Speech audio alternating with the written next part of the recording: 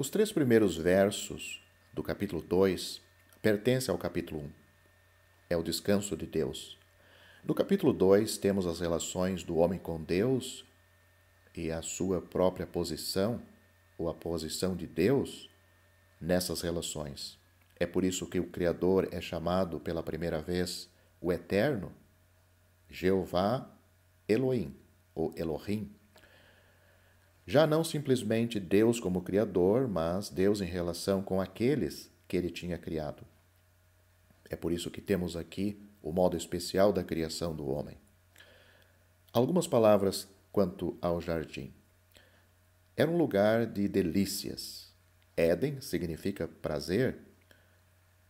Ele desapareceu inteiramente e estava destinado a desaparecer, mas vemos, pela descrição de 2 dos seus rios, que ele se encontrava realmente sobre esta terra. Jeová Elohim tinha formado o homem. Jeová Elohim tinha plantado o jardim. O rio de Deus, que devia regar a terra, tinha ali a sua nascente. As fontes refrescantes de Deus encontravam-se no jardim das suas delícias, e o homem tinha sido colocado ali para o cultivar e guardar. O homem e a terra estão agora ambos em ruínas.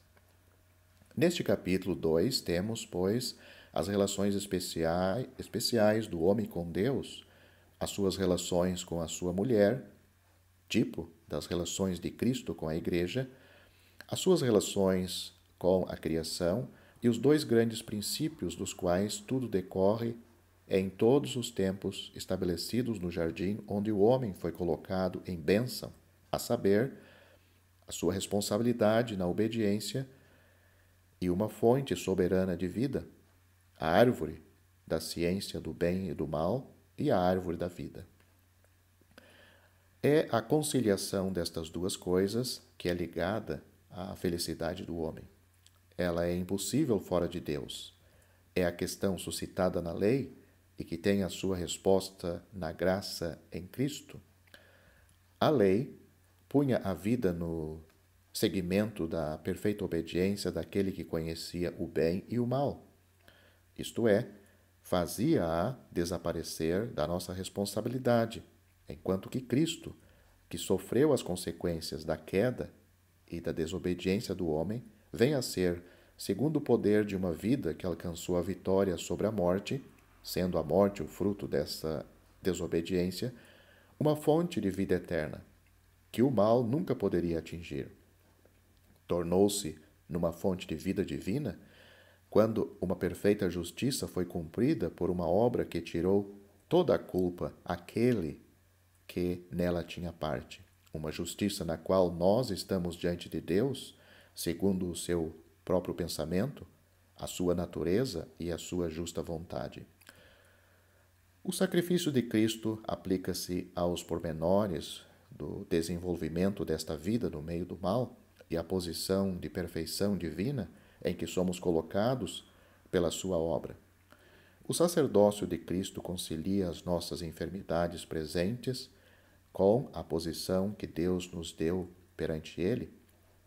No jardim, o conhecimento do bem e do mal não existia ainda para o nosso primeiro pai.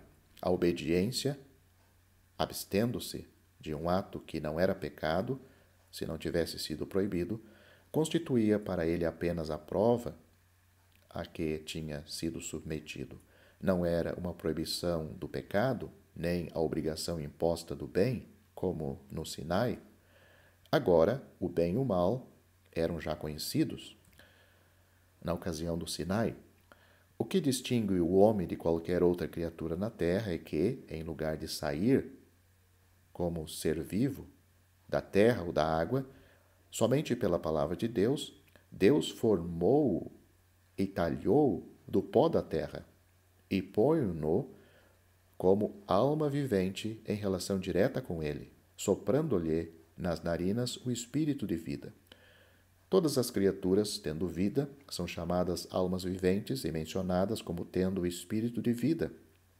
Mas Deus nunca soprou nas narinas de nenhuma delas, a fim de que se tornassem almas viventes. O homem estava, pela sua existência, em relação imediata com Deus, porque tinha recebido a sua vida imediata e imediatamente dele. É por isso que ele é chamado, no capítulo 17 de Atos dos Apóstolos, a geração de Deus, e é-nos dito em Lucas, filho de Adão, filho de Deus. No início de Lucas, na genealogia de Maria, é importante considerar este capítulo como pondo, de uma maneira especial, todos os princípios das relações do homem, quer com Deus, quer com a sua mulher, quer com a criação inferior. Aqui, Gênesis 2, todas as coisas, segundo a sua espécie, como criaturas de Deus e na ordem que lhes era própria, estando em ligação com a terra. Não era o trabalho do homem que lhes dava o crescimento e a fecundidade. Também não era a chuva do céu que proporcionava de cima a fertilidade. Era da terra que subia o vapor que regava toda a superfície, elevado por um poder que atuava sobre a terra para a bênção. Não descia de cima. No entanto, o homem estava numa posição particular em relação a Deus. O homem não habitava no céu, nem Deus habitava na terra. O fato da sua morada conosco, ou da nossa morada com ele, é o fruto da graça e da redenção, que também formam um templo para Deus. Mas Deus tinha formado um lugar de bênção e de delícias particular para a habitação do homem, e era ali que ele, Deus, o visitava. Desse jardim, onde ele tinha sido colocado pela mão de Deus, como soberano do mundo, saíam os rios que regavam o mundo exterior e caracterizavam as suas partes. Sobre Adão repousava apenas o dever de obediência, imagem de Deus sobre a terra, sendo o mal estranho à sua natureza, e como centro de um vasto sistema de ligação com ele, Adão devia encontrar a sua própria felicidade na sua relação imediata e nas suas relações com Deus. Desde que Deus resgatou um povo para si, ele habitava no meio desse povo. Veja Êxodo, capítulo 29, versículo 46. Ali, Deus criava, abençoava e visitava, no Éden. A felicidade e a segurança de Adão, centro consciente de tudo o que o rodeava, consistia na sua dependência de Deus e nas suas relações com ele. Eis, pois, como veremos, o que ele perdeu, tornando-se o centro insaciável dos seus próprios desejos e de uma ambição que nunca mais pode satisfazer. A natureza terrestre, na sua perfeição, tendo por centro o homem em relação com Deus pela sua criação e pelo sopro de vida que estava nele, puros gozos, uma fonte de vida permanente e um meio de pôr a sua responsabilidade à prova, fontes de refrigério universal para o mundo exterior. E se o homem permanecesse no estado em que tinha sido criado, benditas relações com Deus neste estado, tal era a posição do primeiro Adão na sua inocência.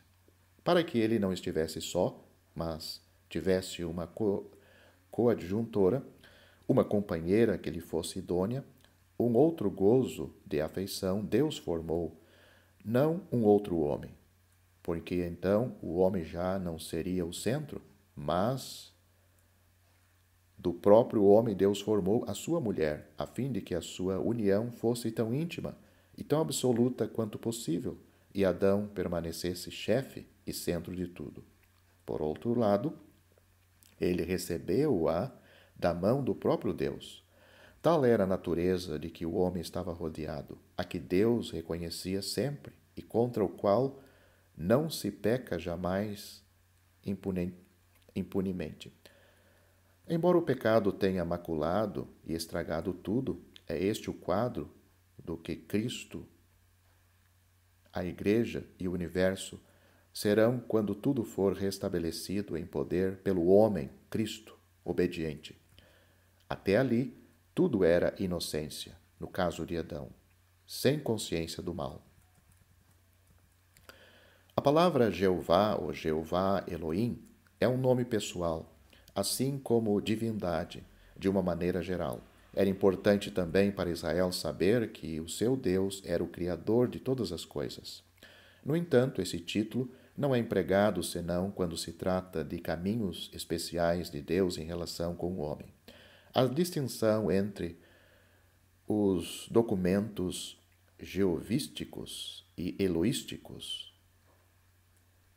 não passada uma infantilidade e provém de uma completa ignorância dos caminhos e dos pensamentos de Deus, há sempre uma razão para o emprego de um ou de outros desses nomes.